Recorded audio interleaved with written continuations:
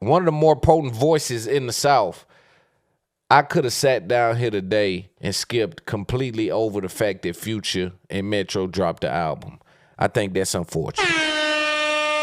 So there's either one or two scenarios I believe we're dealing with it. Y'all in the comments can let me know which one you think is happening. For me, it's either Drake was forced to drop it or all of that was a rollout from Drake, which is the diss record. But you see how I can just skip right over the fact that Future and Metro just dropped an album that I think is on pace to do 100 and some thousand copies, which is almost 100,000 less than what the one prior to that done.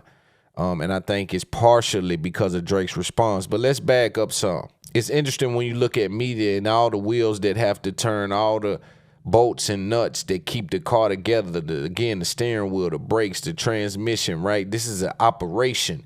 You just happen to be the driver. But you depend on so many different people, not only for you getting where you're going, but for your safety.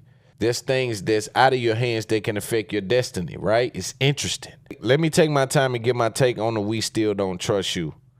There's a couple songs on there that I appreciate. I think it's probably about 5, 6, 7 songs I appreciate. It's a kind of long album. I didn't make it to the end, right? Because again, by the time I wake up to get back to it, then you got Drake drop, you got Ross drop, then you got all this AI shit that's going on. And so it kind of took me away from the album. Again, I think this album suffered from Drake stepping on it, trying to step on it. All in all, it's a good album. I think The Weeknd got on there. He threw some shots. It did not make the impact the other one made. I'm not sure. I wonder if Future and them, how calculated they were with that as it pertains to dropping that kind of music on the second go-round. Did they even intend that the first go-round would kick things off in the way it did?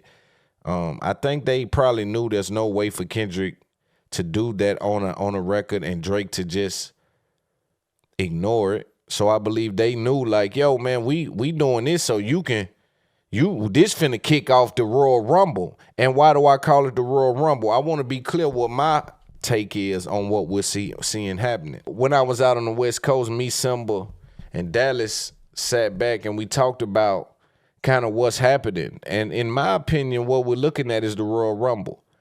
And so if you ever paid attention in the Royal Rumble, you will see where as more and more people get in the ring, at some point, even though this is not a team game, you will see team effort.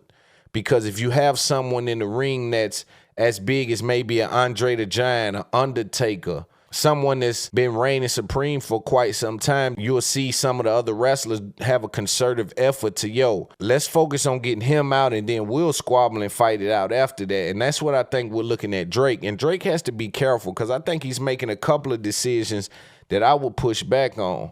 One is being so tied in with academics and being so tied in with the media. I think the media can force him in a way to jeopardize things that they don't consider when they're having these content creations and wars and these debates that you see online. So I think Drake, being the powerhouse that he is, has a lot of things to consider that he may not even know.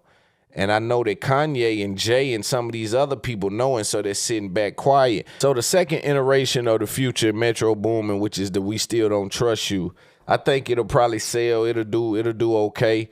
What I do want to applaud, though, if you put those numbers together in a month, these guys have almost went gold, maybe 3/4 of the way, right? And that's a very interesting stat to have. I think that's worth being spoke to, the fact that, you know, to sell 400,000 records in the first month of what you have going on, which we see some people do it in the first week. I think it's just interesting to see two bodies of work, that hustle right there. That may be an idea for other artists to look into because that second week shit may drop off. Now, let's flush this idea out. Would it have been smarter for Metro and Future to allow for that album to breathe a little more?